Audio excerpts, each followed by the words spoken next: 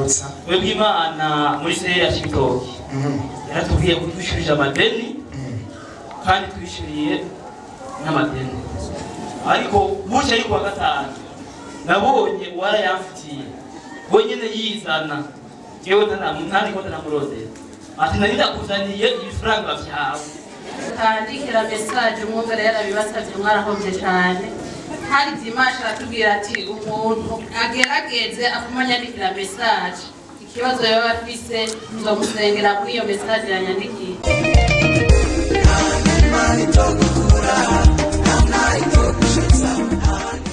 Nishimwe cyane. Amen. Umunsi wa mbere shikangaha nari gusengera nasengeramo narabanze kubatizwa ariko mvuye gusenga kise muhira nakano tegeko y'inzoga Achamvira nyota inzoga. ariko umunsi wa mbere sengeraga Iminsi yose wava gusenga ukaca wumva inyota y'inzoga. mubwira umwana yibonye n'umuntu wamaze ko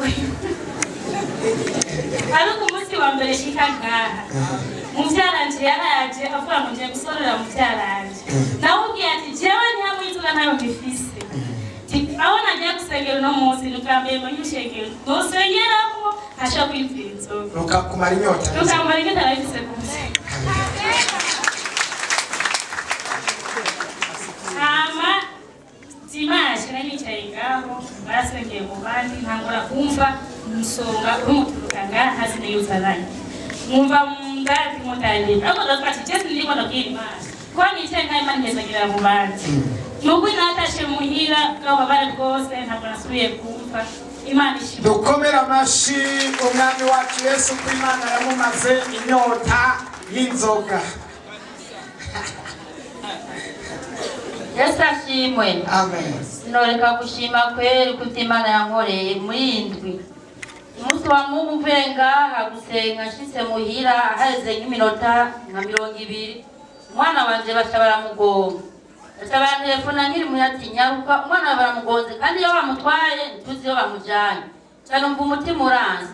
Subiye aho bamugongeye bacambwira ngo nyababaye cyane umugabo ngo bamujanye murindiye. Camagara aho nyene ndabona baramungarukaniye cyarabaza none ntibabaye rwose oya ndamubaza mu wabaye kutwa barahe mbabara ngo hamuma kuko yari yakomeretse ngaha anye baramuvura neza hanyuma ndashima Imana ndamuhana kakumi tirimbu babaye bura handi hose akire neza kuko se yambwira naho bamujanye kwa muganga arashobora kuba yagize ikibazo mutazi bikabyuka mu nyuma ati Imana wumviye gusenga wakuze ko dukingiwe kandi n'ubundi wamukingiye ntiyapfuye inukuru bikore nk'ukuri Imana ikirabinkorera.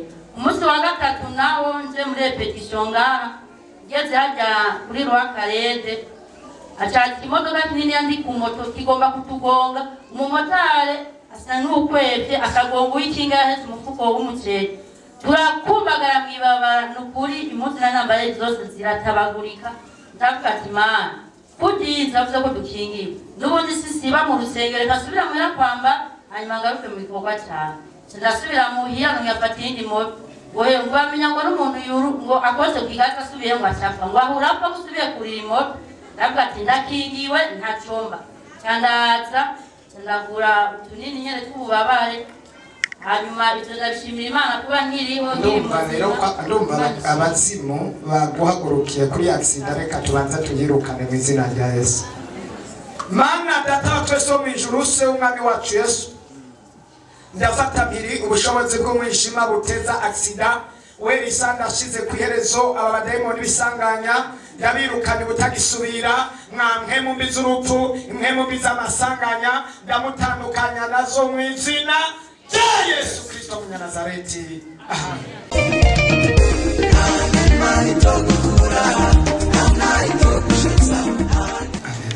Yesu ashimwe. Amen. Ndashimira Imana ngaha nanje nahora mu rugendo kandi rwagenze neza. Shimiye n'abakozi b'Imana basengeye kuko ntibyari byoroshye twagenda ducana wagoye guca cyane ariko Imana yabanye nacu. Abakozi b'Imana basengeye Imana bampera umugisha. Amashi ku mwami Yesu. Cya kabiri nshimira Imana nuko najyanye ikintu yampakururiye ndamaze gufata igice cy'icyo yampakururiye kandi n'ibindi tobinkorera ibandanye kamyo ipakurura mu izina rya Yesu. Amen. papa nanya ngo mashini Imana kabisa Nyarutsa. webwe Imana muri se ya Kibitoki yaratubwiye kutwishyurira amadeni kandi twishyuriye n'amadeni ariko bucye ari kuwa gatanu nabonye warayamfitiye bonyene yizana yewe ntari ko ntamurode ati nari ndakuzaniye ibifaranga byawe ati urabizaniye ati ndabikusaniye yewe acambwira ati mbere ko hari ubugejeje uzoza ku kazi ndaguhe n'ibifaranga byawe byose Ucuragenda kuyora. kandi agenda kuyora Irapakururika. komera amashyi mwambitse Yafashije. Yesu ashimwe. Amen. Yesu ashimwe shengero ry'Imana. Amen. Abantu batandikira message umwumvira yarabibasabye mwarahombye cyane. Hari dimanche aratubwira ati umuntu agerageze akumanyandikira message. Ikibazo yaba afise nzomusengera muri iyo message yanyandikiye. Jewe naramwandikiye message twari dufise ikibazo mu muryango gikomeye cyane. Kitutwara uburyo bwinshi cyane ariko ndashima Imana yuko hirya y'ejo baduhaye inyishu ati kirarangiye. Yesu nashimwe. Nukomera.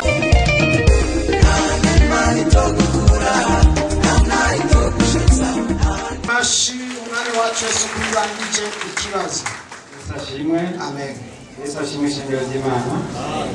Jewe ndagomba gusaba imbabazi ubwa mbere uburyo natevye nagiye mvuga ibibazo gusa nagize ariko sinashimye Imana muri ya mitwaro itatu mbere ryo nazanyine umwe niwe sigaye byukuri naratevye habaye ikosa Hasigaye ubumwe kubera hari hasabwe itatu ucugira imwe.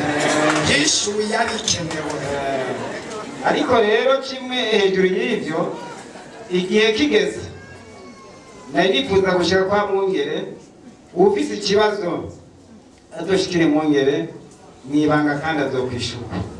Siwe rero muri make hageze aho uyu munsi habaye ikibazo umuryango usigaye babwira ati arazobereka aho asengera kumbura Imana yotabara kandi Imana yatabara.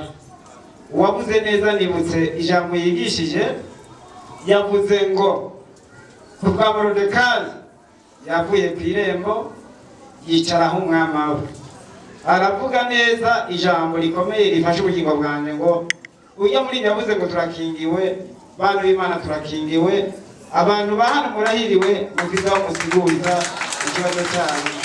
Uyu munsi nahoraza bingoye mesura agapuzu kamwe kuko natanze umutwaro nta kazi ifise ariko aricyo twavuganye na Mwungere avuga ati ndagukuyeho gasuzuguro nukuvuga gasuzuguro yarakankuye ko Imana akora nyene ubushobozi nange ndayishimiye kandi nawe yabaza ko yampaye imbabazi ibindi tubivuga twegeranye. Yesu aguha umugisha mwinshi cyane.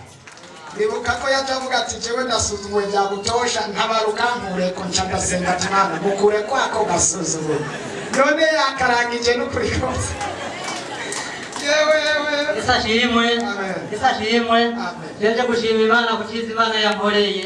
Ye nari ifise umudamu yari afise imbanyi hanyuma abadogiteri bashika babiri baravuga yuko bazomugira operation hanyuma naye ndagitura Umwungere mubona Imana imwongera amavuta yaransengeye cyane yongera aramusengera none ejo nurarumvise inyishu yari ibarutse ata operation bamugiriye. Imana irahari no kuri kose. Yesu ashimwe. Amen. Nanjye magaze nganje gushima Imana kubyangiriye. Yewe maze nkameze mane sengera ngaha naraje kwegera umukozi w'Imana turi kumwe na madamu wanje mu kibazo ufise twe tumaze imyaka 3 tutaruzi kibondo yadusengeye n'abakozi b'Imana basengera ngaha babifashijemo ubu ndashima Imana ko numvise ko yibungeze. Komera mashi umwami wacu Yesu Kristo. Mana yakoze ibintu bikomeye cyane yari yacitse intege yatendewe kwenda mubwira ati umuragiye gutwara inda.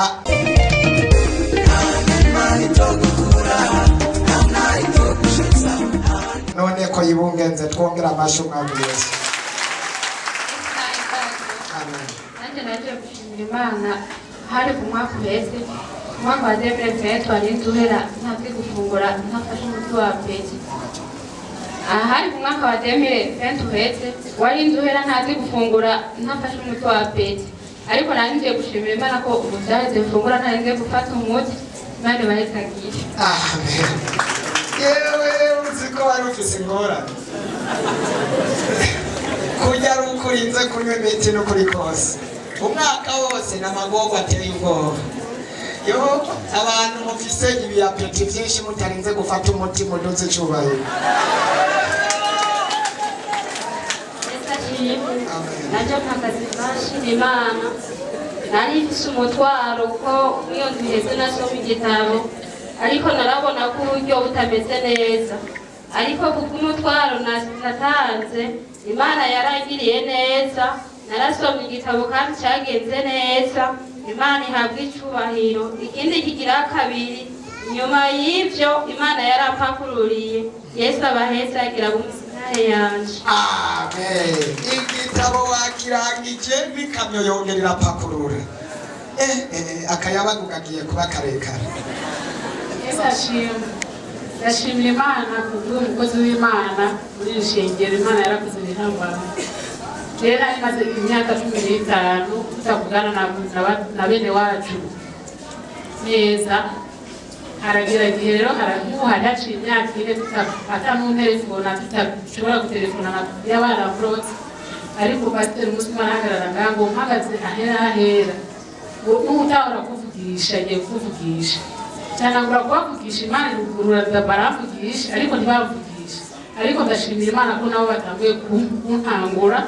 Hakacamuma mumwe Satani yakoresheje kugira twankane atari we navuze ati Satani yamukoresheje nawe nyene kuva muri 2003 twashobora kuvugana cyangwa shikaho arigera kumbeshera ibintu by'amafaranga muri ville ntiyari bwasha abantu bose bakanyereka ngira agahinda gakomeye cyane cyangumuko none mama urumva yaciye cyangwa batoyi bandanye ariko ari mwarandondera ngo dusabane imbabazi kubera ne narashamwe ndamubwira ati tuzohurira ku muryango w'inzuye nawe ntituzokwinjira wiki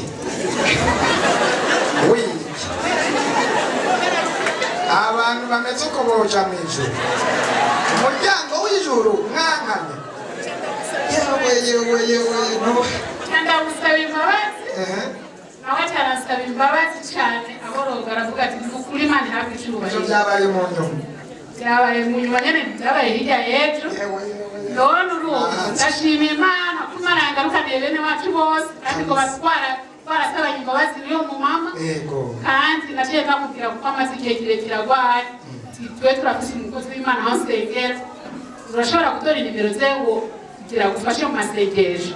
Bamaze kumubaga incuro 7 ariko afise ikibazo atarazisaba naragomba Imana wo mwijuru umunsi ya telefone uze kugira umusengero bamushize sawa nzomusengera ntugire ikibazo nzomusengera cyane kandi tuzohuza mukobwa wa Yesu.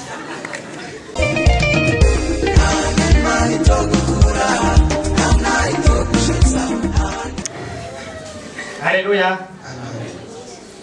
Na mimi nataka nishukuru kwa safari yangu.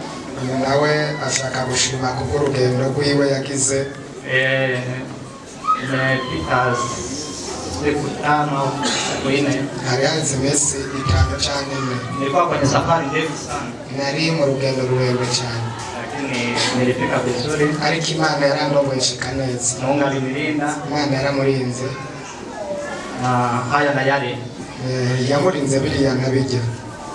Mimi nilikuwa mbali sana, nilikuwa Zambia. Yari muri Zambia. Lakini siku nilipokuja, ariko ngiye yagomba kuza, nilipofika kwenye mpakani wa Zambia na Tanzania, ku mpaka wa Tanzania na Zambia, nilifika jioni sana. Yashitse mu ijoro. Nilipofika jioni ilikuwa ni saa 5 ya usiku. Nayo masaha saa 5 ijoro. Hiyo sehemu nilikuwa sipajui kabisa. Aonyere kandi ntabwo nari ndahazi. Lakini Mungu akanilinda. Imana irandinda. Alinipa taxi driver. Ichimano taximan. Akanipeleka sehemu wanapoongea password. Achanjana ahantu baterera amakashi cyangwa uburenganzira amavuze yo kubandanya. Akaniacha hapo hapo. Achasigaho. Lakini kulipokuja wakaja wale watu wanaotumikia pale abanyene baraza aho bakorera abonyene wakanipokea, walimpokea wakanipa hata sehemu ya kulala, bacha barama naho kulala, walinipa godoro kabisa nikalala, barama aho nirarira. Kulipokucha asubuhi mu gatondo nikaendeleza safari yangu, chambandani urugendo rwanje. Nikaja, nilipofika Tanzania na penyewe sio kitu. Muda huu nashukuru sana kandi moyo mwanya ndabishimira Imana cyane kwa kazi alizonitendea, kuby'Imana yankoreye, hata na zingine atatenda n'ibindi azoshishikara data wanje abinkorera. Amen. Amen. Asante. Ukomera amashumano Yesu. Yesu ashimwe cyane. Amen. Anje ndakengurukira Imana kubyiza yama yadukoreye iminsi yose. Nari mfise nanje umwana yarafite ingwara y'amanere, hanyuma ubwo burwayi uwo mwana ku ishure agize araruha cyangwa agakora ikibazo akaruha, yacaja muri krize. Ukuntu byamufata mbera nk'ugitwawe ubwenge agaca atemba, bagaca bampamagara akaza gutora urubundi. Munyuma rero nje ngaha anye amuzana umwungere aramusengera, arampa n'abandi bakozi b'Imana benshi baramusengera, benshi baradoyize bajite reka n'abandi baramufashije gusenga. Ndabikengurukira Imana. Haraciye nk'ukwezi agiye muri krize, icyo gihe aja muri krize ndamuteye ku ishuri, navuze mbega yeme ndamutahana, ariko kwa muganga naho ndamutwara bagaca bamuha imiti kuburyo batuzi bakamuha imiti wazokwamafata igihe cyose ubwo buzima bwe bwose. Gabo igihe aheruka kuja muri krize naraje ngaha mwungere ndatombora turahurira na hari vandredi akarago aramusengera, acarampa n'abakozi b'Imana turajana baramusengera. Ubwo nukuri ntarasubira muri krize uwo mwana wanje. Haleluya. Ukomera amashi Imana yakoze. Hanyuma rero kubera yari mu mwaka wa nyuma naravuga ntibegaye ko hasohotse itegeko y'uko umuntu asivye ikibazo batazomuhara terapaje, bizogenda gute niyaja muri krize. Nkababwira mwungere uzofashe gusengera umwana wanje. N'abakozi b'Imana bose nama n'abagora bambabarire baranamusengera kuva nka saa 9 y'ijoro hose bari muri ico gisabisho c'umwana wanje. Mugabo ndashima Imana yarashoboye gukora ikibazo. Imisi 10 bakoze ikibazo, nta krize yigeze ajamwo. Satani yarakunze kuvyora ingunza, ari mu kibazo aragwara malaria, mugabo yaratsinzwe. Twaravuye dusenga, abakozi b'Imana baramusengera, araheze ikibazo atagiye muri krize. Nibaza ko Imana izobandanya ibikora, umwana wanje agakira. Yarabikoze yakizeho. Amashi menshi ku mwami Yesu. Nanjye ndashima Imana ko hari ibintu Imana igenda iramurera, Imana ibamugisha. Amen.